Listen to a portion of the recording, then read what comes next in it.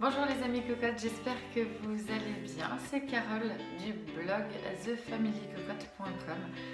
Je vous invite à nous rejoindre sur le groupe Facebook qui est Zéro Déchet en Action que j'ai mis en place tout récemment justement pour partager ensemble de nos astuces, de nos réussites, aussi peut-être de temps en temps des petits couacs qui peuvent venir nous mettre un petit peu des bâtons dans les roues dans notre démarche, mais ça fait partie aussi de l'apprentissage et de l'évolution des choses. On n'apprend pas en faisant aucune erreur. Donc je voulais échanger avec toi le retour que j'ai pu faire et puis l'observation aussi que j'ai menée puisque nous sommes partis une semaine en vacances avec les 3 loustiques et puis Monsieur Cocotte, donc pendant une semaine, et forcément ça nous a chamboulé un petit peu beaucoup même dans nos routines. Concernant le zéro déchet, c'est vrai que on a été un peu confronté à ce que j'appelle le retour en arrière. Ça nous était arrivé aussi pendant les vacances de cet été. Alors c'est pas qu'on lâche du lest, c'est qu'en fait toute l'organisation qu'on a habituellement, mais aussi nos adresses de vrac, de producteurs locaux, etc. On est un peu chamboulé et dans la routine, on n'a plus nos repères. Entre les sacs qu'on a dû acheter, les déchets verts et puis aussi finalement les bonnes adresses de produits locaux qu'on n'avait pas, et il a fallu aussi qu'on aille un petit peu du coup en supermarché. Ça nous a complètement, je dirais, faussé tout notre impact zéro déchet. C'est impressionnant, dès qu'on baisse la garde, tout revient très très rapidement. Et c'est pour ça aussi que je fais cette vidéo, parce qu'au bout de 6 ans de zéro déchet, et ben, dès qu'on baisse la garde et que en fait on sort d'un circuit court, d'un circuit avec des produits locaux, de saison, avec tout simplement ses routines, ses bonnes adresses, etc. Et ben, dès qu'on retourne au niveau des supermarchés, on se rend compte que c'est la catastrophe, quoi. Vraiment, c'est juste horrible, mais horrible. Tout est sous plastique. C'est juste, moi je trouve ça hallucinant. On n'a pas besoin d'avoir autant de plastique autour de nous, puisque concrètement, ma famille et d'autres personnes y arrivent très bien. Donc je pense qu'en fait, on est tellement habitué qu'on n'y fait plus attention.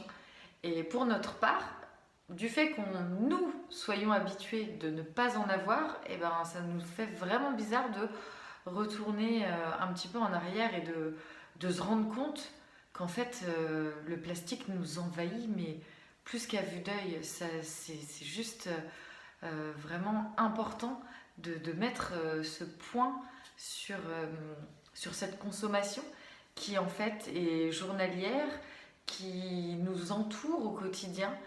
Et si on ne fait pas attention, si on n'y prête pas notre attention, si on n'y met pas des actions pour justement les diminuer, tout simplement, une famille de 5 personnes, c'est une poubelle quasiment tous les jours de 30 litres, quoi. C'est juste waouh. Durant les vacances, j'en ai profité, je vais vous montrer ça, pour lire ce formidable ouvrage qui est La famille sans supermarché. Puisque vous avez dû entendre parler au mois de février, il y a eu le défi du mois sans supermarché.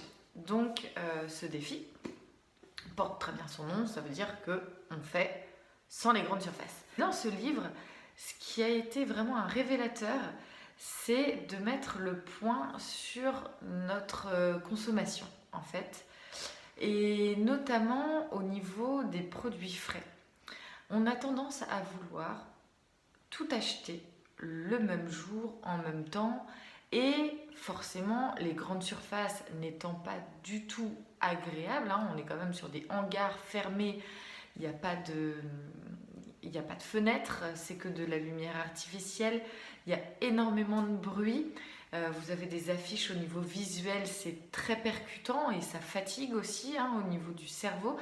Et en fait, on se rend compte qu'en sortant de là, on est juste rincé et que on n'a pas forcément envie d'y aller tous les jours. Moi, je sais que je suis tombée aussi là-dedans. Avant, j'ai toujours eu horaire des courses et je me disais, bah non, les courses, une fois tous les 15 jours, ça suffit. Oui, sauf que dans le réel, dans la vie de tous les jours, bah, quand j'y allais que tous les 15 jours, malheureusement, il fallait que j'y retourne assez régulièrement. Donc, j'avais mon panier pour les 15 jours et puis je me prenais à chaque fois 15 euros par-ci, 20 euros par-là. Puis finalement, mon enveloppe qui était pour l'alimentation cessait de grandir parce que tout simplement, j'étais toujours obligée d'y apporter des produits frais. Et c'était pas du tout économique en plus.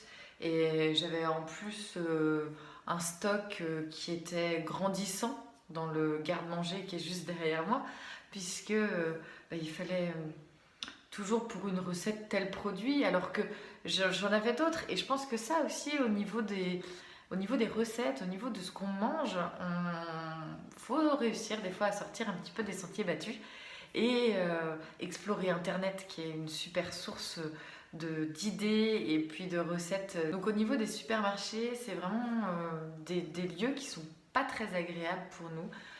En tout cas, je connais quasiment personne qui m'a déjà dit moi j'adore les supermarchés, j'y passe tout mon temps, je fais les rayons en large, en travers. Enfin, non, ça ne m'est jamais arrivé. Et en plus, quand tu as des enfants, comment te dire que en général, tu n'y vas pas avec les enfants. L'avantage d'avoir lu ce livre, c'est que ça met vraiment en lumière les actions et puis les astuces pour réussir. Parce que se lancer un défi sans connaissance, c'est très compliqué. Il faut pouvoir se documenter, pouvoir avoir des informations pour se dire ah oui, telle piste c'est pas mal, ça peut me correspondre. Ah ça, non, c'est pas pour moi. Et j'ai vraiment trouvé ça dans ce livre qui est aux éditions Rustica Éditions et ça a été écrit par Chloé Landriot, que je fasse pas de bêtises.